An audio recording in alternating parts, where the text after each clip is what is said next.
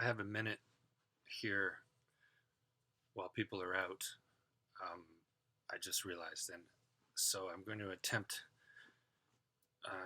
to bring out something that was really flowing yesterday that I recorded, but I recorded it in a spot where there was tons of peripheral noise, and so it drowned out the mic.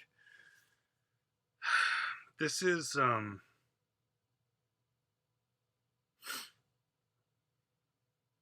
this is a crucial hang up for me that has hung me up um, and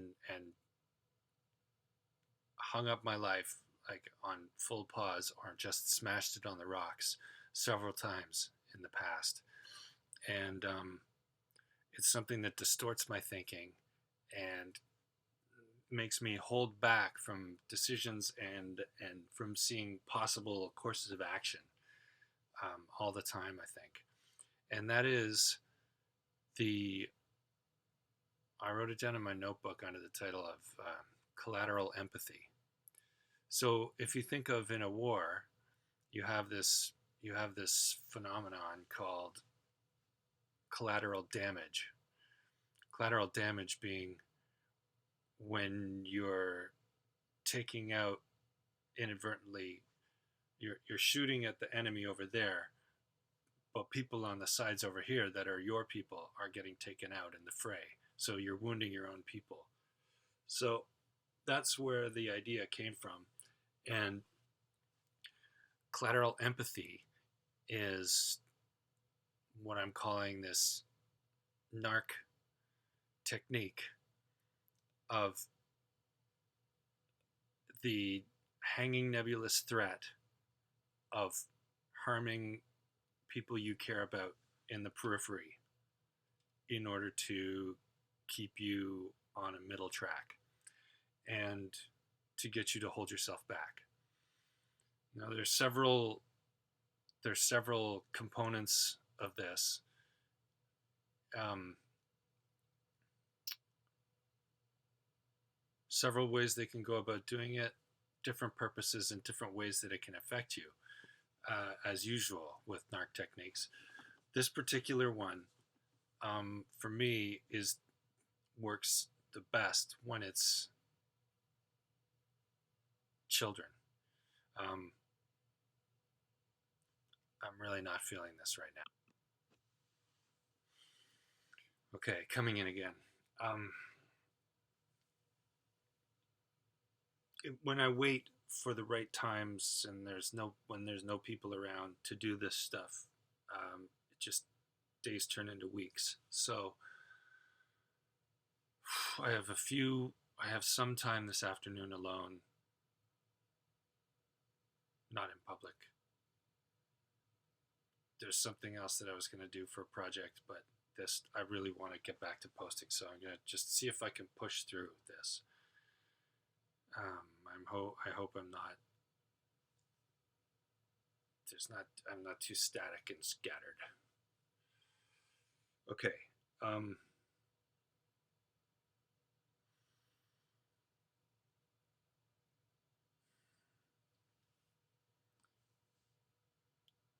You have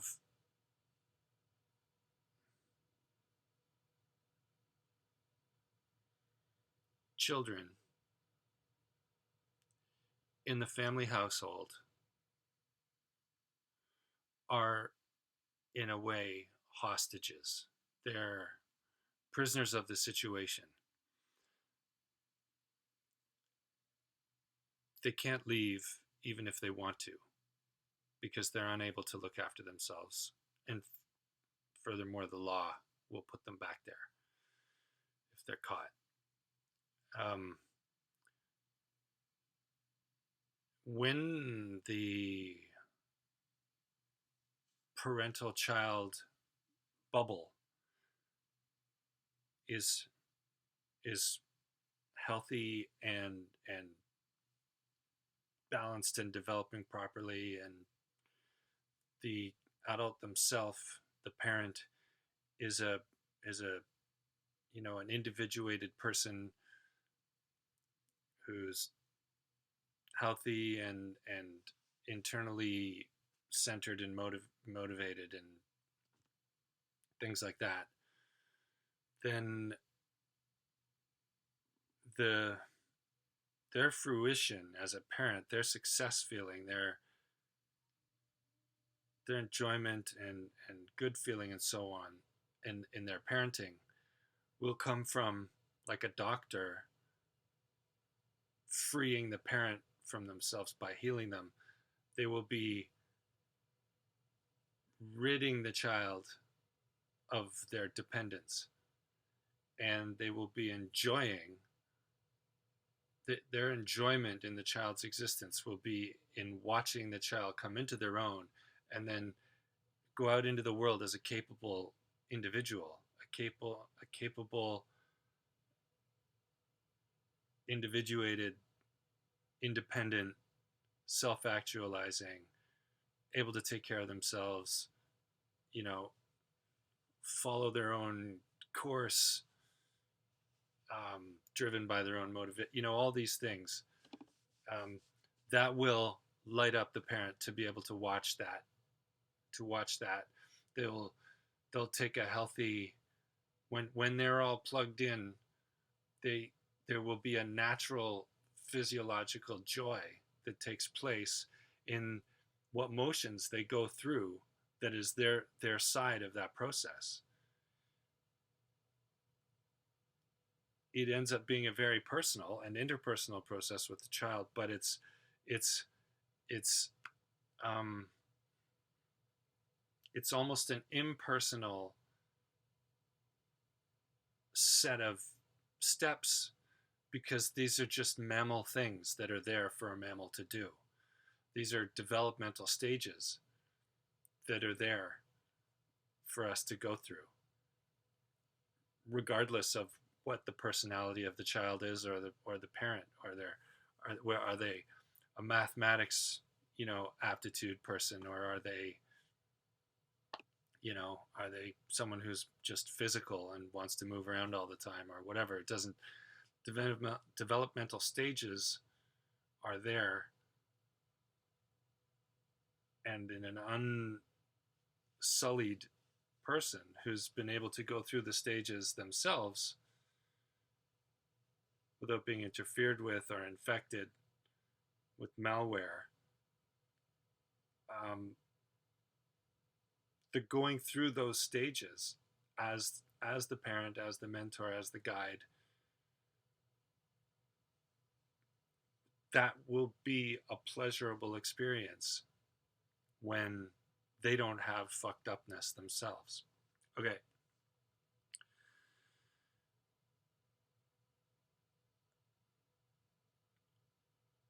And also when they've started out with their limitations and whatnot, because we live in a limited world. So maybe they've done therapy, maybe they've done work on themselves, and they've sorted themselves out enough to be available to the child without unnecessarily over taxing demands and requirements and manipulations of attention from the child to themselves. In other words, in Gabor Mate terms, they're not causing a deficit in their direction, a deficit of attention from the child to them, where the child is giving out more attention to the parent than they're receiving, or giving out more acknowledgement to the parent than they're receiving, or giving out more caretaking than they're receiving. And when that deficit is there, of course, they're putting out more than they're getting in, and so their own energy levels and their own sense of self is going down, down, down all the time and diminishing. So it's a diminishment of the. Okay, so that's the framework. Now,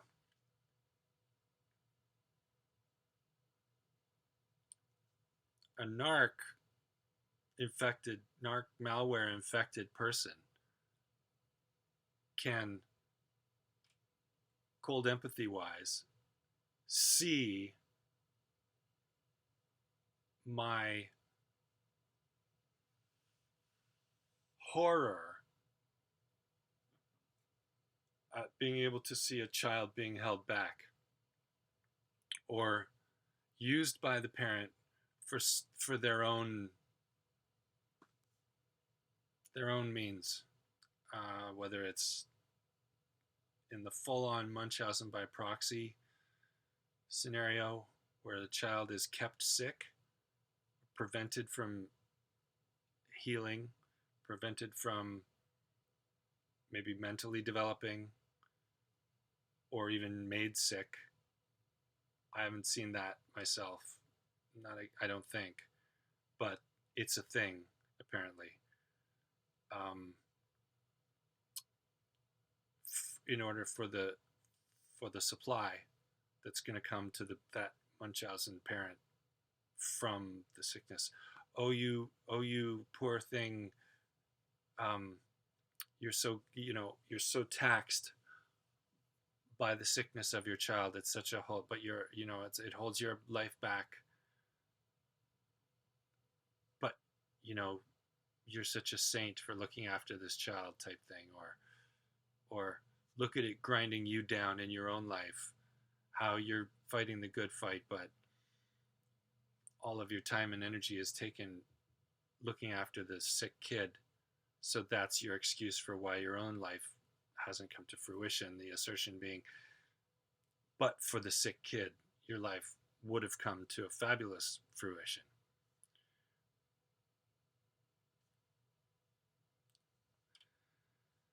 So, because I was fucked up and diverted and held back and all these things, because I was infected, because I had to live through that deficit, when I see kids potentially in that position, it's kind of maddening. It's kind of like I get an upset it's like a visceral horror. And I used to not be able to contain it without acting. And in fact, I had it explained to myself as, like, if you saw a child in the street and a bus is coming and the bus is going to hit that kid, and the kid's parents are standing there, or the one parent is standing there, and that parent is the one who should be grabbing the kid out of the street, out of the path of the bus. But the parent is too, involved in their own whatever to be watching the kid's situation.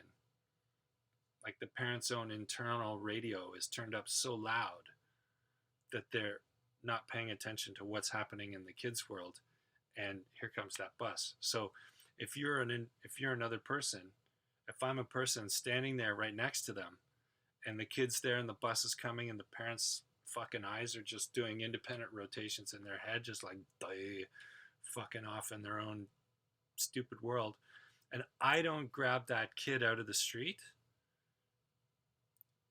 I had processed this to myself where I felt like that was then my responsibility if the kid got hit.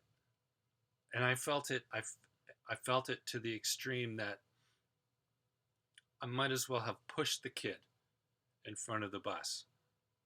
Like, if I had the power to take the kid out of harm's way and I didn't, I was as guilty as I would have been if I'd pushed the kid in front of it in the first place. Now, people with healthy boundaries would see immediately that I have no natural responsibility for other people's worlds.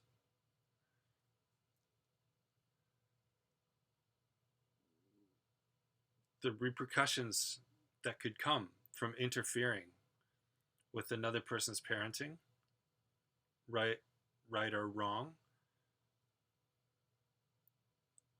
to myself, the danger of repercussions would be clear to someone with proper boundaries immediately. Like, they would, and also the the violation of the imposition into that other family would be an automatic C for a person with a healthy person with um, properly ingrained boundaries. They wouldn't think to step into another. They wouldn't presume to step into another person's world like that.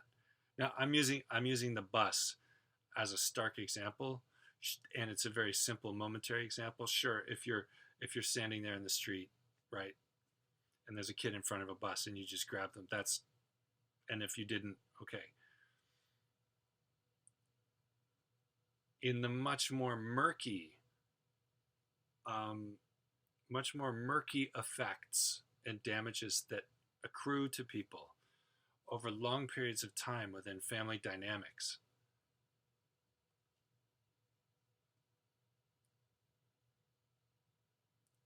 it's equating it to something as simple as the bus like that is not a fair equation.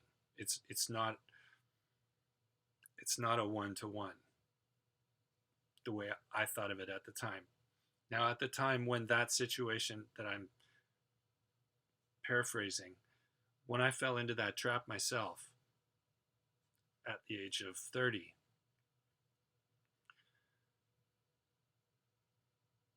I was projecting my view of my young self and the prison that I had been in, not getting what I needed from the adults that were supposed to be getting over themselves and looking at my situation because they were my guardians, and instead ignoring needs that I had. They filled food and clothing needs and shelter, but personal needs and development needs that I had and acknowledgement needs and things like that, they would ignore those in favor of trying to mold me and cram me into a shape that was like their doll, their little fucking um, reverse Pinocchio. It's like the anti-Pinocchio, where in the story of Pinocchio, the person is a puppet carver, but the thing that they really want and dream of, this is in the movie anyway. I've been meaning to get back to the book um, to check the original meanings, but in the movie anyway, Geppetto, he makes these marionettes that can be danced on a string, but what he pines for and what he wishes upon a star for is for a real child to create a real independent life that's going to be a real boy and go off and come to its own fruition. And Geppetto's heart animation is that he wants to watch this. He wants to see Pinocchio in that state. If there is a selfishness in Geppetto, it's the selfishness of wanting to feel the joy of watching Pinocchio come to independent fruition. But there's this opposite thing where people do this shit where they begrudge any directions, any talents, any interests, any fucking subjects discovered at school or whatever that weren't pre-wanted, that aren't part of the preset clothing styles, haircuts,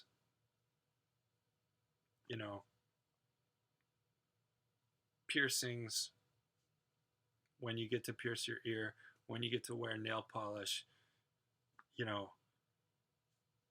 in the culture I came from, boys having to have, the nice parted hair and the proper little fucking suit on Sunday to go to church, and you should be tidier and better suited up than the boys of the other women so that you could be, so she could be seen as all this fucking bullshit, to be fucking tarted up in these little mini business suits better than the cousins were so that they could be lorded over. Just fucking garbage. That's the culture that I come from. And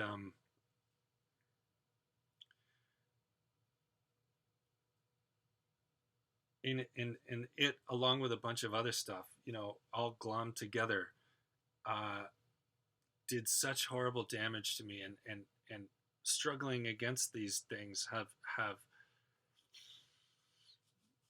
been such an ongoing frustration in my life that I um, project that so easily onto kids who I see in artificially limited situations, or when I see parents starting to get up to the bullshit,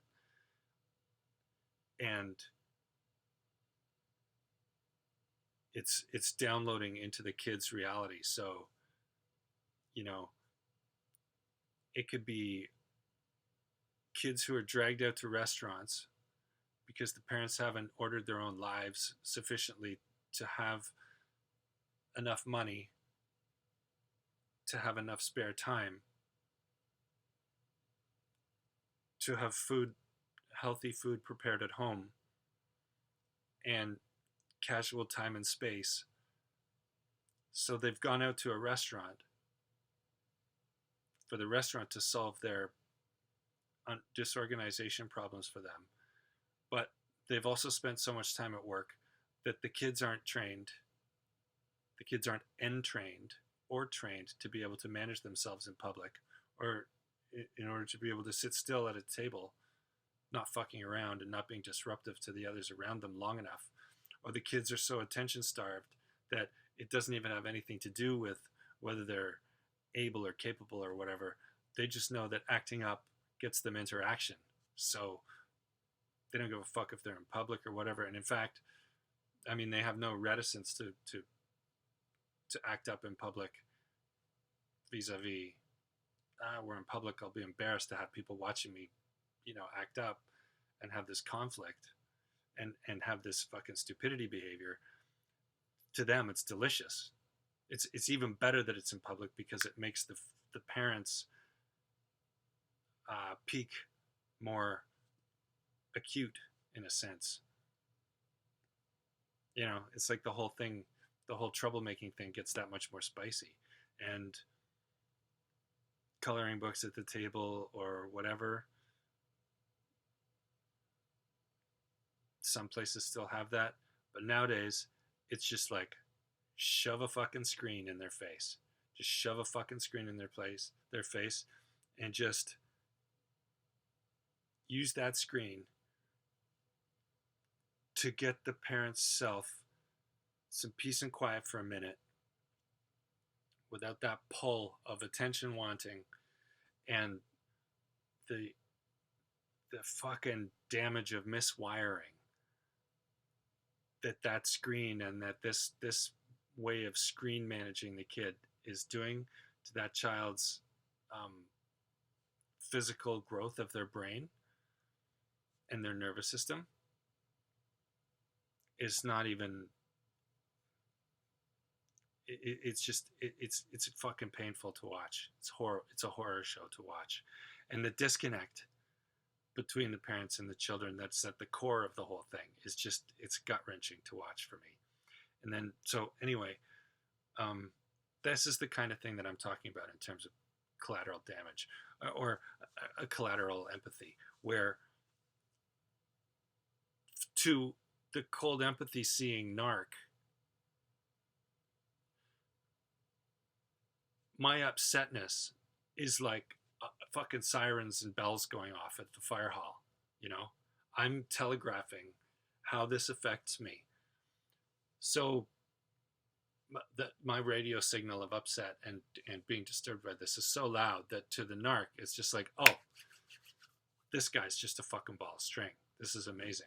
So what we're going to do is we're going to set it up where they can tell that your hypervigilance is acute enough that the kid doesn't even have to be being fucked over in the moment, but that you can read the family scenario and see the overall structure of neglect.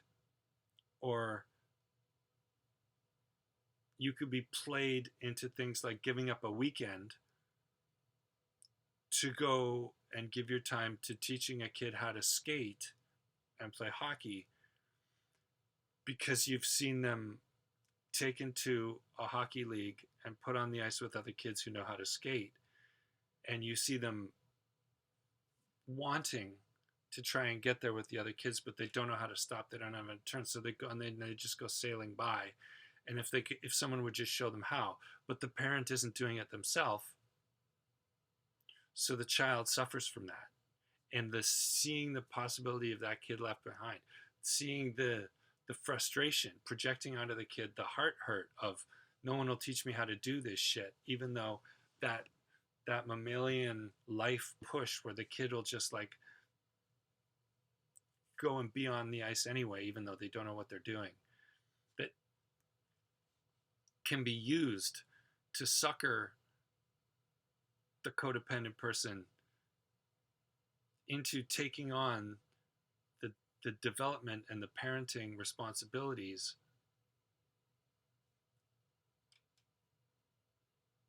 without anything direct ever having to happen. And I'm really susceptible to things along those lines. And like I've said, I got married because of a sick kid, and I utterly destroyed the trajectory that my life was on. So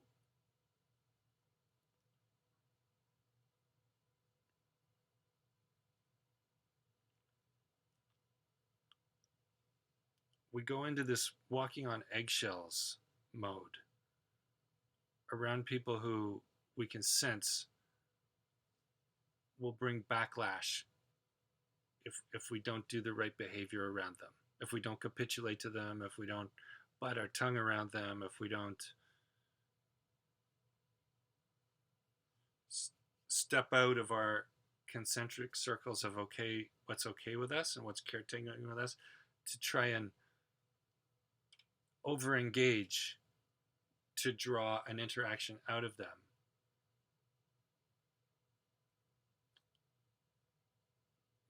Like if you're in a social situation or you're driving in a car or something like that, and they're unnaturally quiet and uncommunicative to the point where it makes the entire situation uncomfortable for everybody. And so you are compulsively drawn out to caretake the overall situation by engaging them in conversation or humor or whatever.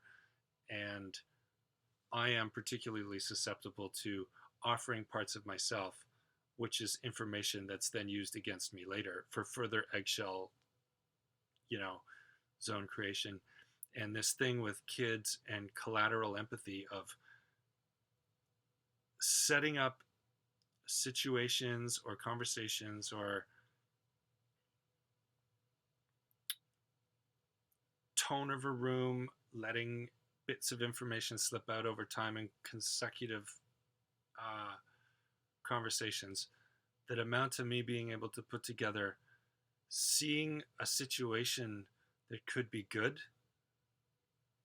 or an opportunity that would be like if we're a family, if we're a people, and there's this thing that if we don't do it, it's like, what's the point of life? It's slipping us by. We're just, if these things don't happen, we're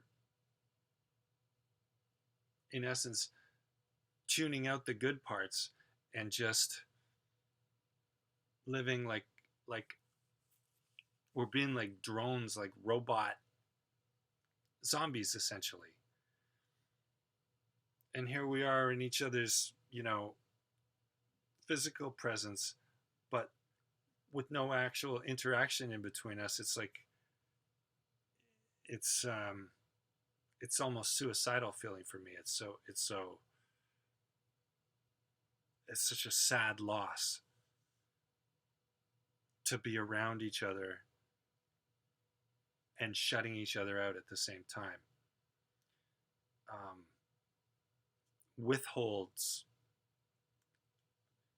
can be used to make me, as a ball, like I'm the ball of string and they're the cat, and just toying with withhold can be used to make me fucking squirm and I can fight against it and know that it's happening, and then be doing the tools that I've learned to try and stay, stay stable and not squirm.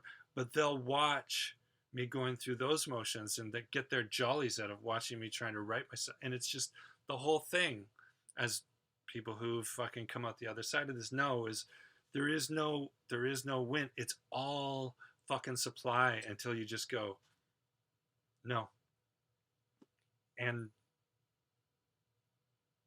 I think one of the hardest things that's one of the core parts of it in me anyway, and I'd love to hear how other people's thing hangs together, is the horror the horror of the horror of aloneness in a world full of people that's unnecessary, and unnecessary stupidity and hurtful situations that then limit people's lives that don't have to be that way at all are like an itch that I can almost not bear not scratching. I have to. But the thing is that you, I hope that's enough of an explanation. The thing is that you can't, it's an unsolvable problem. That's why the cognitive dissonance works so well, and that's why it's such a strong hook, because there's always the next one that can be created. And when it comes to kids, for me, as an abandoned kid, my bio dad left, when I was a baby. His exit was facilitated by my mother, which she described to me years later. And in the way she, but that's a side topic. But there was even a pleasure that she took in it. But that's a fucked up thing of its own. But for me, to obviously now I understand I've got an abandonment wound hole in there from that. That's primary, and then I don't have any of the proper mother-son connection, love sort of thing that's supposed to be there. I need the acknowledging, encouraging. My experience of my mother is like anti-mother. All of the things that you're supposed to get from your mother to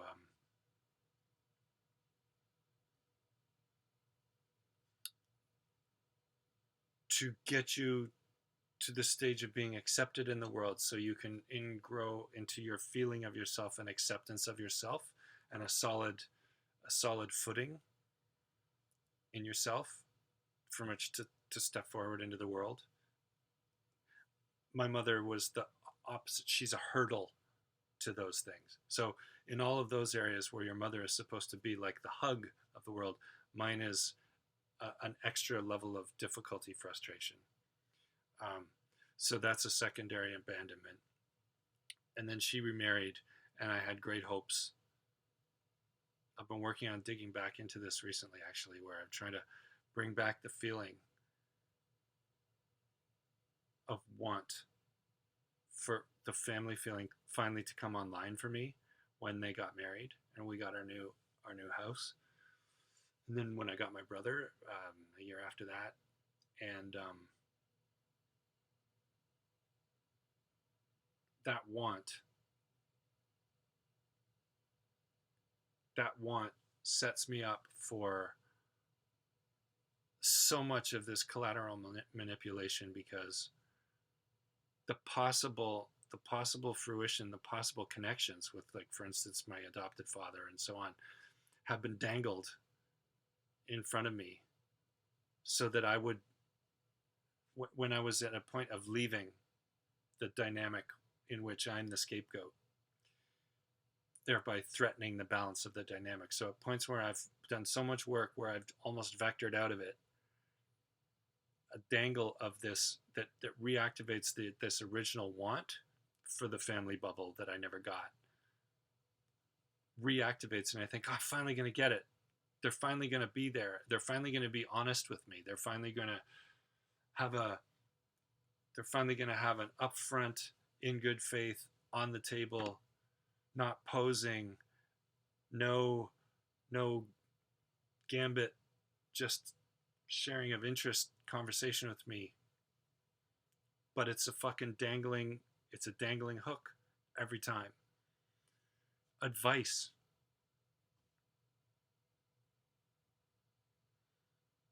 You know? So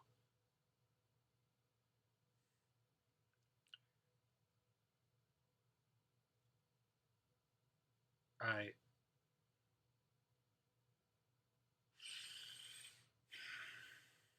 there's so many explanation tangents within that to describe it. And rather than trying to run through them all, I'd love it if people would describe some of their own in their own videos back on this one. But to conclude this and then get to the movie that I'm trying to watch,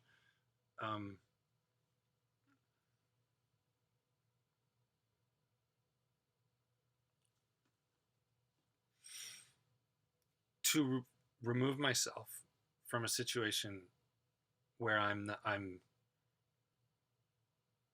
that is narc corrupted, that can't be sorted out. It can't be brought to an honesty level. It can't be brought to a level of where disingenuousness is baked into the fucking framework, and it's not going to extract, because like Plato's parable of the cave, me being the guy who's been dragged out of the cave, freaked out and disliked the pain of the overly bright light, and then realized that's the reality, and then out of empathy and sympathy and love for my fellow beings, I've got, back to the cave to try and help them come out and realize they're just looking at shadows on the wall, but them being like, no, no, no, the cruel pain you're inflicting on us by dragging us away from our shadows, and the inner fear that releases by suggesting that what we understand the story of the world to be, that makes us feel secure enough to face our day. You're so cruel to be tearing that away from us and to drag us out into this bright, bright light. That's another fucking layer of pain on top of it. And you're the bad person. You're an aggressor for all that, and you're the invader and the fucking. So I have to leave. The situation can't be fixed. It's never going to come to the fruition. It's never going to give up the what I want from it.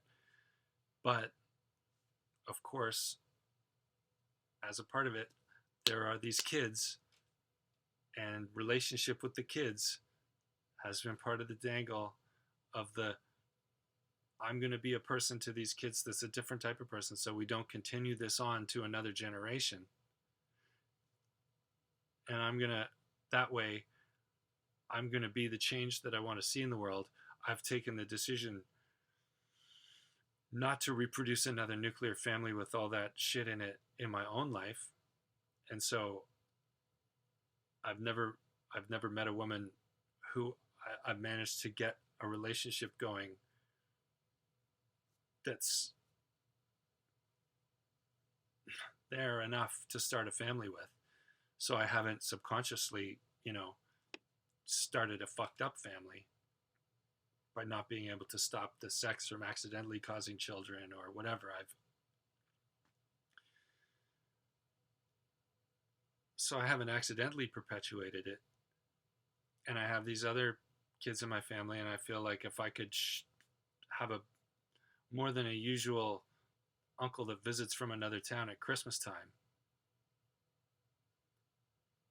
if I could have a more connected relationship with them, and then they see me as a different type of person, living a different type of life, that would be good. But the thing is that to the people who want to stay in the family of origin dynamic, who who are trying to realize the house that they grew up in, like the front hall is designed the same, the furniture is set up the same way, they run their fucking kitchen the same way, you know, it's not just the family dynamic. It's not just it's right down to the clothes and buying the same coats for the kids that they had and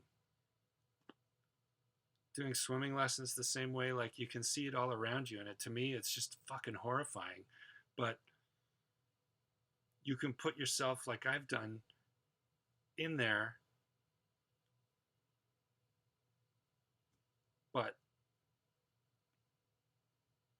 you've crossed a boundary into a world where there is mutual ground there because this is cousins and family and things like that, but you're out of your own boundary,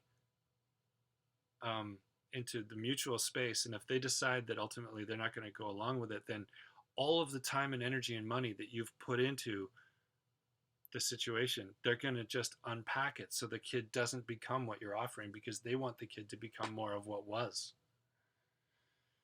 And you've squandered your own opportunities to put that time into your own life. I have done this massively by projecting myself into these kids inadvertently. Cousins, brothers, stepdaughter,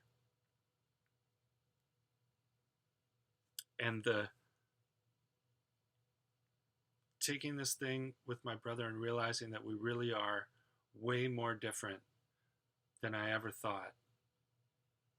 And that the kind of clear back and forth that I would like to have with him, and the type of love and valuing that I would like to have with him is not wanted. He doesn't, those aren't things that he likes in the world. It's like a different kind of music. Like I like, you know, and he likes classical. So I have to get over the want of family feeling, get that hook out of me and move on. And I have to get the hook of guilt for leaving these kids to be so-called hit by the bus of being stuck in being the next generation in these fucked up family systems. But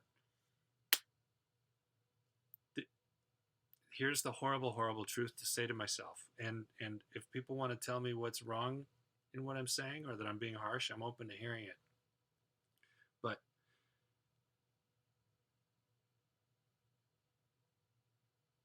they're not my kids, and it's barely my biology.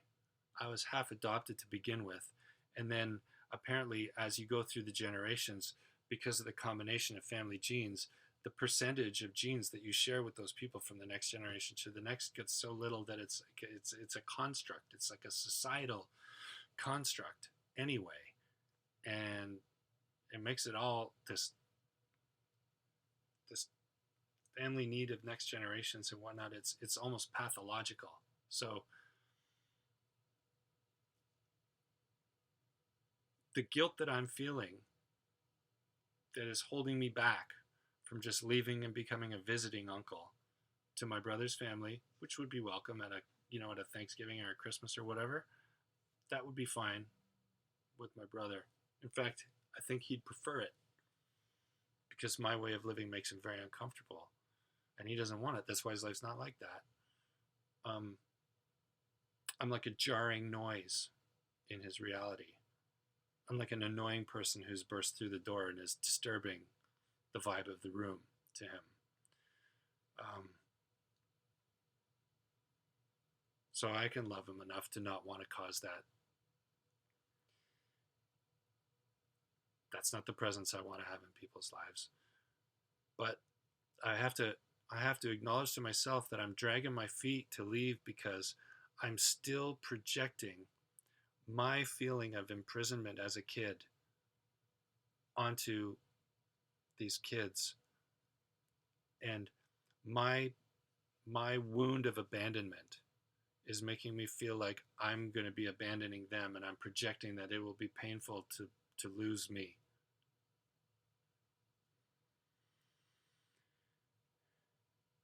And while they would like to do more stuff with me, they tell me they would like to do more stuff with me, it's just not going to work. So I have to go, I've put in the time and I've put in the heart and I put in the money and the time and during the work week to take them to karate and to do the things where I have this open channel with them now. But to stay around this close is just going to cause more strain with the parents, and it's going to wreck my world further. And I need to reboot my world all over again with everything that I know. So when they get to be, 12 and 13 and teenagers, and they have like that, they go to that next concentric circle of their own lives, and they want to try being themselves in an environment where they need an adult. They can't be all alone, but they need to be out of their parents' thing. If they want to do stuff with me then when they're older and they're teenagers and whatnot, then I can be available for that then, because they'll remember me as this relationship person in their life, not just some lives on the other side of the country person who they've met once or twice. Is to go and see them would be like a stranger. And I need to tell myself that that's the appropriate thing. Like, I need to not tell myself it like I'm telling myself a story. I mean, I think I need to accept that that's the healthy reality, that there are responsibilities that are not my responsibility, and that part of having boundaries is part of the caretaking of having boundaries oneself is not just to keep other people from coming and getting inside your own shit and sullying it. Part of it is staying in the house. Part of it is staying inside your own realm where things can be all up to you. And only after you've taken care of business entirely can you then step out and offer extra energy that you have over and above your basic needs inside your own bubble to peripheral people, so that you can give it freely without any need of it coming to the fruition that you'd hoped for. It can truly be freely given of yourself. But when you haven't taken care of the inside of your boundary first, so that you have extra, then this compulsive going out into other people's worlds where you have no right to be needing the outcome to become a particular thing in order for you to contribute to it,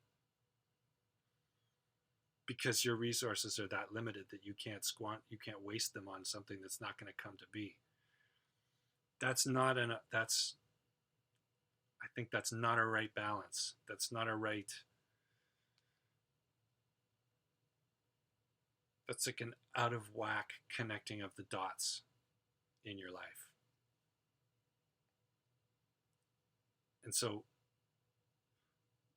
there's letting go of other people's worlds, even though you see limitations and things that could be better and things that people want that they're not, or need that they're not being given, parts of their development that aren't happening. But it's not my responsibility. It's not my responsibility. And to stay there and continue to throw effort into it is a bottomless pit of draining myself, because the reason why it's not being given is because if the child took that development and went through it, they would be becoming someone that the parent doesn't want. This is what the anti-Pinocchio thing is all about. So anything that I put into them becoming a real, independent being is going to be dismantled after the fact. And so I will have spent it for nothing. And I've done it before. I've done it before. And had everything that I did dismantled after the fact, so that everything that I put into the disastrous draining of my own life when I was 31, I've watched it happen before, and I'm in the midst of fucking doing it again. And it is amazing how, even though you know it and you learn the lesson, you can fall into the fucking trap of these feelings coming up and distorting what you think your place is with people. You can go to compulsive caretaking of things that aren't your responsibility to take care of. And then once you realize it, because it's doing you harm, to let go of it feels like you activate your own feeling of betrayal and abandonment. So I guess in a way, if you don't take that acceptance and you don't get yourself the fuck out of there and you continue to put things into these people's lives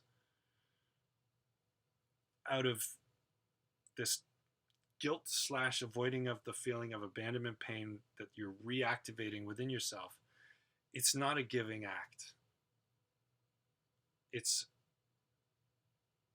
You're just another person who's using those fucking kids for some kind of avoidance or personal feeling management inside yourself. You're doing fucked up shit just as much as the other fucked up shit. It's just a different brand of fucked up shit that is putting decisions about yourself ahead of decisions about the kid, its needs. Telling yourself that you're acting on the kid's needs, but they're really your own needs projected onto the kid. Fuck. It's a goddamn minefield. Anyway, there. I think I got it out. I probably drop threads in the middle of that. I usually do. But that's the basic thing. And this is this is my month. Like, this is the next few weeks. My exit plan has to be scoped out and I need to put it into place. And then the next couple of months is me exiting. So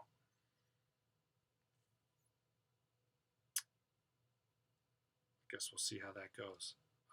But for now, I'm going to go and watch Rambo, because this comic that I'm working on with another creator,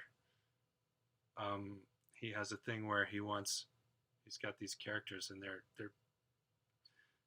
they live in the future in one of these post-apocalyptic situations, and the only history information they have back from our time, which is the time they came from, is in this government silo that they live in. The only history they have back from the past to go on for their understanding of the world, which it being, post-apocalyptic, they're completely dislocated from, is 80s action movies. So to remind myself of the genre, I'm going to go, this afternoon is Rambo afternoon, so it's all Stallone all afternoon. So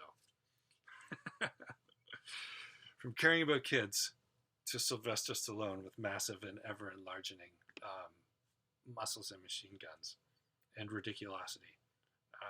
All right. Thank you so much, everybody who is a part of this forum.